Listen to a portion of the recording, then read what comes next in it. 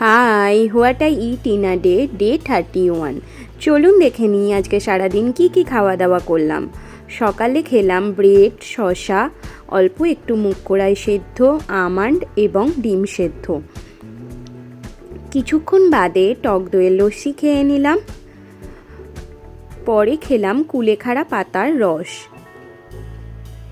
তারপর ডাবের জল খেয়ে নিলাম। আজকে লাঞ্চ মেনুতে ছিল ভাত, করলা সেদ্ধ, শুশনি শাক ভাজা, সর্ষে ইলিশ, ইলিশ মাছের তেল, টক দই, ডাল এবং সবশেষে লাস্ট পাতে খেয়েছিলাম চাটনি এবং পাঁপড়।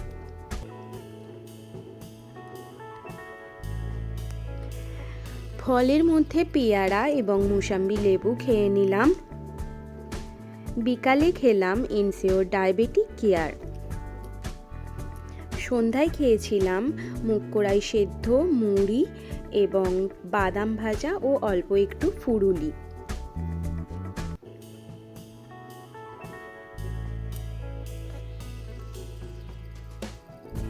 পরে রাত্রিরের মেনুতে ছিল পরোটা, মুগ কড়াই সেদ্ধ আর ফুরুলি।